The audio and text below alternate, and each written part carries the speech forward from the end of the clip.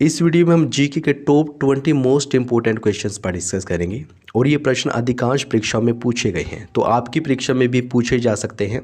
हर प्रश्न को हम डिटेल में पढ़ेंगे और बहुत ही इंटरेस्टिंग वीडियो होने वाली है ये। आप इस वीडियो को पूरा ज़रूर देखें। तो चलिए शुरू करते हैं।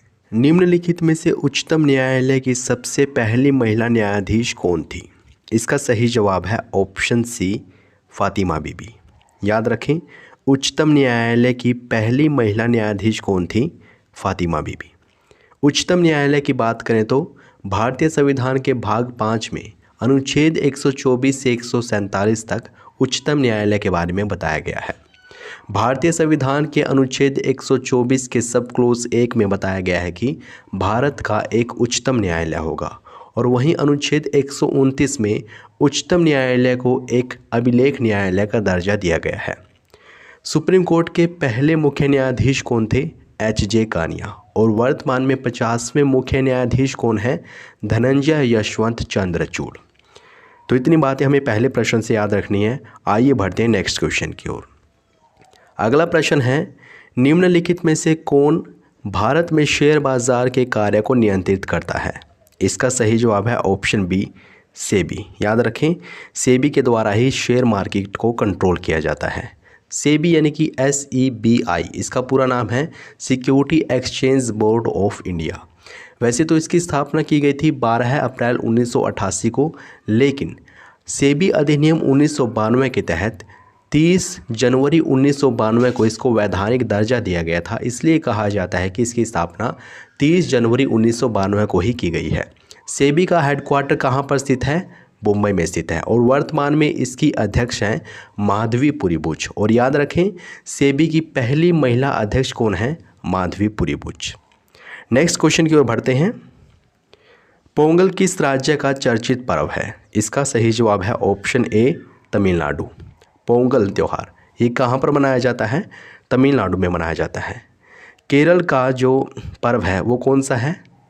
ओणम। ओणम त्यौहार केरल में मनाया जाता है, और कर्नाटक में मनाया जाता है उगड़ी। याद रखें, पोंगल तमिलनाडु में मनाया जाता है, ओणम केरल में मनाया जाता है, और उगड़ी कर्नाटक में मनाया जाता है। आइए नेक्स्ट क्वेश्चन की ओर बढ़ते हैं। अगला प्रश्न है, मलेरिया मादा एनाफिलीज से फैलता है, इसकी खोज सबसे पहले किसने की थी? इसका सही जवाब है ऑप्शन बी, रोनाल्ड रोस ने। याद रखें, मलेरिया किसके कारण फैलता है? मादा एनाफिलीज के कारण फैलता है, और इसकी खोज रोनाल्ड रोस ने की थी। अन्य साइंटिस्ट की बात करें तो लुई पाश्चर ने सबसे पहले टीके की खोज की थी। दुनिया का पहला टीका किसने खोजा था? लुई पाश्चर ने खोजा था, और वो रेबीज़ के लिए था। एडवर्ड जेनर ने चेचक के टीके की खोज की थी, और रॉबर्ट कोच ने हैजा और टीबी इन दोनों रोगों की खोज की थी। तो याद रखें, लुई पाश्चर ने दुनिया का पहला टीका खोजा था। एडवर्ड जेनर ने चेचक के टीके की खोज की थी। रॉबर्ट कोच ने हैजा और टीबी इन दोनों रोगों की खोज की थी, और रोनाल्ड रोस ने मलेरिया मादा एनाफिलीज से फैलता है इसकी खोज की थी। वैसे मलेरिया प्लाज्मोडियम परजीवी के कारण होता है, और इसका वाहक है मादा एनाफिलीज। आइए बढ़ते हैं नेक्स्ट क्वेश्चन की ओर। अगला प्रश्न है, जब किसी वस्तु को पृथ्वी से चंद्रमा पर ले जाया जाता है तो उसका भार घट जाता है। याद रखें, जब किसी वस्तु को पृथ्वी से चंद्रमा पर ले जाया जाता है तो उसके भार में कमी आती है, उसका भार घट जाता है। ऐसा क्यों होता है? देखिए, चंद्रमा पर द्रव्यमान, किसी वस्तु का पृथ्वी पर जो द्रव्यमान है उसका 1/6 होता है। मान लेते हैं किसी वस्तु का द्रव्यमान पृथ्वी पर 60 किलोग्राम है, तो चंद्रमा पर कितना होगा? इसका 1/6 यानी कि 10 किलोग्राम होगा। अर्थात भार में कमी आएगी, द्रव्यमान में कमी आएगी। तो इसका सही जवाब है ऑप्शन बी। नेक्स्ट क्वेश्चन है, भारतीय जीवन बीमा निगम यानी कि LIC की स्थापना कब हुई? इसका सही जवाब है ऑप्शन ए, वर्ष 1956 में। याद रखें, LIC की स्थापना कब हुई थी? वर्ष 1956 में। पूरी डेट की बात करें तो 1 सितंबर 1956 को LIC की स्थापना हुई थी, और इसका मुख्यालय है मुंबई में। अगला प्रश्न है, निम्नलिखित में से कौन लोकसभा की कार्यवाही में तो भाग ले सकता है किंतु मतदान नहीं कर सकता? इसका सही जवाब है ऑप्शन ए, अटॉर्नी जनरल यानी कि महान्यायवादी। लोकसभा की कार्यवाही में तो भाग ले सकता है लेकिन मतदान नहीं कर सकता। वर्तमान में महान्यायवादी कौन है? के वेणुगोपाल।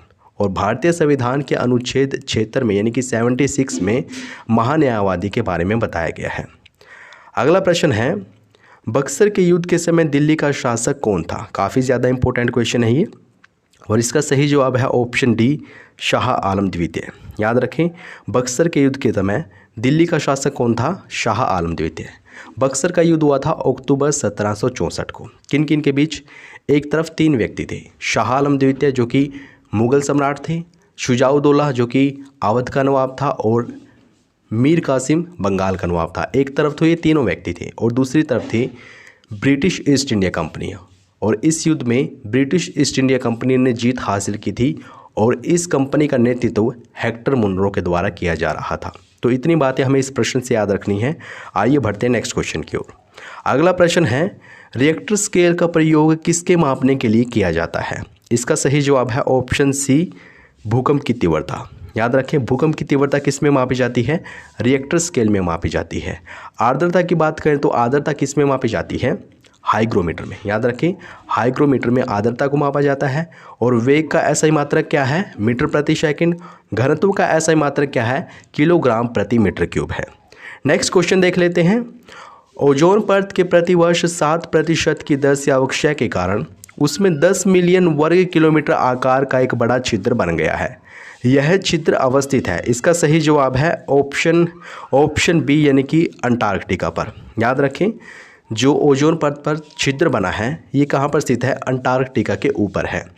ओजोन परत की बात करें तो ये समताप मंडल में स्थित है और ओजोन गैस से बनी हुई है जो कि ऑक्सीजन के 3 परमाणुओं से मिलकर बनी हुई है, और इसका सूत्र क्या है? O2। इसका सूत्र है O2 नहीं O3, क्योंकि ये ऑक्सीजन के 3 परमाणुओं से मिलकर बनी हुई है।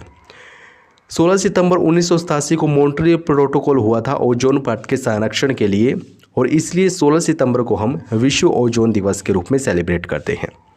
तो इतनी बातें हमें इस प्रश्न से याद रखनी है। आइए बढ़ते हैं नेक्स्ट क्वेश्चन की ओर।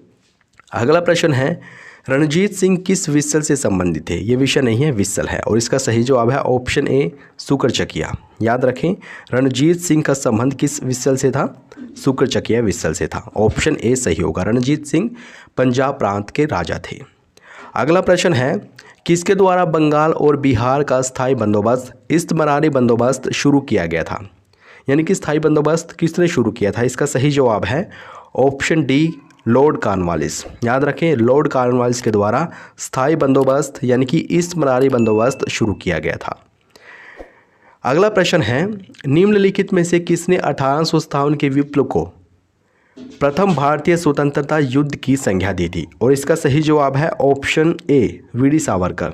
याद रखें, 1857 की क्रांति को प्रथम भारतीय स्वतंत्रता युद्ध किसने कहा था? वीडी सावरकर ने कहा था।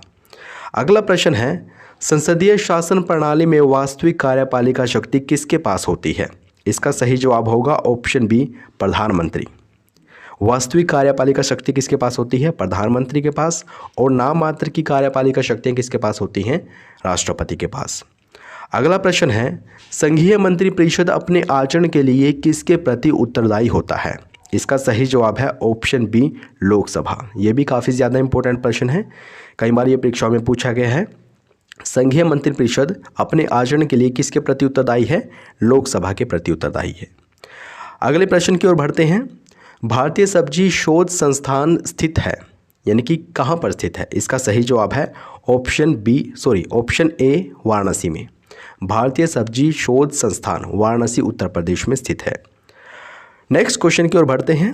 काफ़ी ज़्यादा इंपॉर्टेंट प्रश्न है ये, और प्रश्न है, हरिप्रसाद चौरसिया निम्नलिखित में से किस वाद्यंत्र के लिए प्रसिद्ध हैं? इसका सही जवाब है ऑप्शन डी, बांसुरी। हरिप्रसाद चौरसिया बांसुरी वादक थे, तो ऑप्शन डी सही है। नेक्स्ट क्वेश्चन, सीढ़ी पर चढ़ने में अधिक ऊर्जा खर्च होती है क्योंकि? ऑप्शन बी सही होगा, व्यक्ति गुरुत्व के विरुद्ध कार्य करता है। ऑप्शन ए में बोला गया है व्यक्ति गुरुत्वाकर्षण के विरुद्ध कार्य करता है, और ऑप्शन बी में बोला गया है व्यक्ति गुरुत्व के विरुद्ध कार्य करता है। यानी कि काफ़ी ज़्यादा नज़दीक हैं ये दोनों ऑप्शन। इनमें थोड़ा सा फ़र्क है गुरुत्वाकर्षण और गुरुत्व को लेकर। गुरुत्वाकर्षण और गुरुत्व इनमें थोड़ा सा डिफरेंस होता है। जो पृथ्वी का गुरुत्वाकर्षण है उसी को गुरुत्व नाम दिया गया है, यानी कि ग्रेविटी का नाम दिया गया है। तो जब कोई व्यक्ति सीढ़ी पर चढ़ता है पृथ्वी का गुरुत्वाकर्षण, जिसको गुरुत्व बोला गया है, वो उसको नीचे की ओर खींचती है और वो व्यक्ति ऊपर की ओर चढ़ रहा है, जिससे कि उसकी ज़्यादा ऊर्जा लग रही है, ज़्यादा ऊर्जा खर्च हो रही है। तो ऑप्शन बी सही होगा। नेक्स्ट क्वेश्चन है, मानव शरीर में पाचन का अधिकांश भाग किस अंग में संपन्न होता है? इसका सही जवाब है ऑप्शन सी, छोटी आंत में। इंपॉर्टेंट प्रश्न है, पाचन का अधिकांश भाग किस अंग में संपन्न होता है? छोटी आंत में। मुख से शुरू होता है, सबसे ज़्यादा छोटी आंत में होता है और बड़ी आंत से बाहर निकल जाता है। तो दोस्तों ये थे जीके के कुछ इंपॉर्टेंट क्वेश्चन जो कि बहुत सारी परीक्षाओं में पूछे गए हैं, आपकी परीक्षा में भी पूछे जा सकते हैं। आप इन प्रश्नों को अच्छे से ज़रूर पढ़ना और इस सीरीज़ को ज़्यादा से ज़्यादा शेयर करना अपने दोस्तों के साथ। ये वीडियो आपको कैसी लगी है कमेंट बॉक्स में आप ज़रूर बताएं।